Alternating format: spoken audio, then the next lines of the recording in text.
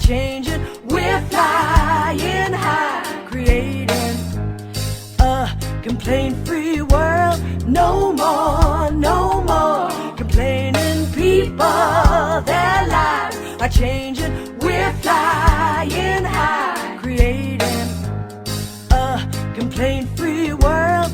No more, no more. When I was in my 20s, I was talking with my dad's wife at the time, and she threw out some offhand comment about my stepbrother. I had no idea that I had a stepbrother, had never been told I had a stepbrother. And I guess I wasn't 28, I was probably 25. And it just hit me like a ton of bricks. How could my dad not have told me that I have a half brother out there? And so I asked my dad to dinner, and I wanted to take him out to a really nice place. And I was working in radio at the time. So I got him to meet me in the lobby of the Marriott. And I knew it was wide open and big, and just because my dad's reactions could sometimes be a little, let's say, bombastic. So I invited him to dinner, and he came there, and I asked him if indeed I had a half brother. And he said, "Oh, hell no." And I won't use all the words that he used, and I won't also say all the things that he said. So I took that to be the truth and let it go, and really never heard about it, thought about it much. I asked my brothers. They said they didn't really know anything. One of my brothers said that he did, but I don't know. Anyway, I chose to believe my dad. And that's the key. I chose to believe my dad. And then when my dad was aging, or later on, right after I was on the Oprah Winfrey Show, I received contact from his mother, my brother's mom. And she again stated this. And again, I asked my father, and my father said no. Well, anyway, this went on, and I had taken this knowledge that I had of something that maybe my dad did, which was not to have embraced his own son and treated him well, which would have shocked me anyway, because he was abusive and neglectful to me and my brothers. Anyway, so recently I was thinking about this thing that my dad had done, and that was to just totally negate the connection that he had with this man now who is in his 50s. And so I was feeling sort of resentful. I won't go into the chain of events that happened, but I was thinking, that's just really sucks. That was terrible, blah, blah, blah, blah. And then a voice came in my mind that went, "And what are you going to do about it?" Well, my ego, of course, said absolutely nothing. There's nothing I can do about it. It was my dad's issue. My ego said there's nothing you can do about it. My higher self said, "What can you do about it?" Well, this was a couple of months ago, and I immediately found an old email. I emailed his mother. She emailed him, got his phone number, texted him.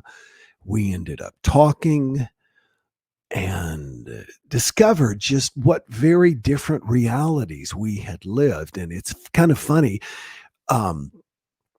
We were semi-arguing. It was a joke, but we were semi-arguing over who had the best end of it. My dad clearly just not even acknowledging his existence and ignoring him, or acknowledging our existence, but being critical, spanking us, beating us, etc. Now, here's the cool thing. Once I reached out to him, then my other brother all of a sudden understandably wanted us to all make a connection. And last Sunday, I was able to put all three of us, not this past Sunday, but the Sunday before, I was able to put all of us on a conference call, and we talked for almost an hour. And I have not laughed that hard in forever. In this morning's complaint-free meditation, we focused on the feeling of laughter and the endorphin release. I had not experienced that in so long.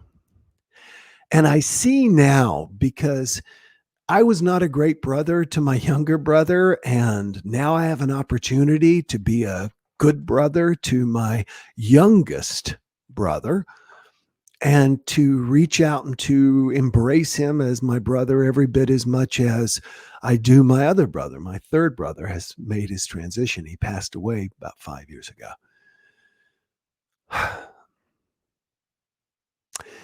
Is there any unhealed karma in your life, either from something you have done or from something your parents have done that you know about?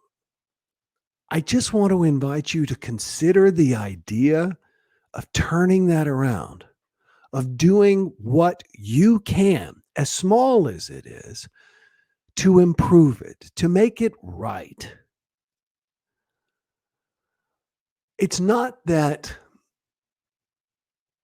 what a person does, another person in our family, let's say one of our ancestors, curses us. It's more, it makes us aware of the injustices in our own world, in our own family, so that we can make them right before we start complaining about the environment and everything else. Sweeping off our own doorstep. My family has plenty. My great-grandfather, who was a great lawyer in South Carolina, also wrote an abhorrent group of letters that were published saying that African Americans should not be allowed in the Methodist Church because they had no souls. This was my great-great-great-grandfather. So this isn't about political correctness, y'all. This is about, if we know something in our lives and our families that we're not proud of, there's always a little way that we can do something to make it better. And as a result, we end up feeling better and we make our world a whole lot better. And that's what matters. That's what matters. So let me take a look. Anybody got any comments? I want to acknowledge all the wonderful people who are here with me this morning. I see that Michelle Doherty is here. Dominic and Juanita are here. Good morning, says Heather. Hey, Jerome. There's Ed, and Ashley says good morning as well. Think about it. Think about it. I once, I don't know how honest I want to be here. Some friends of mine and I, as teenagers, did a dumb act of vandalism. Let's just leave it at that. It wasn't a big act. It was a dumb act, and it was nonetheless vandalism.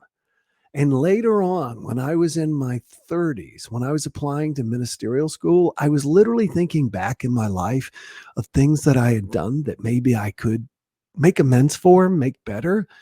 And I remembered this, and I would say that in today's dollars, the act of vandalism may have cost $500 max to repair, and I sent $500 cash.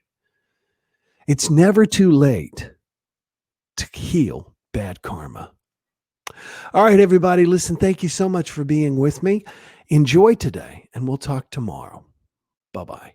No more complaining people. Their lives are changing. We're flying high, creating a complaint-free world. No more complaining people. Their lives are changing.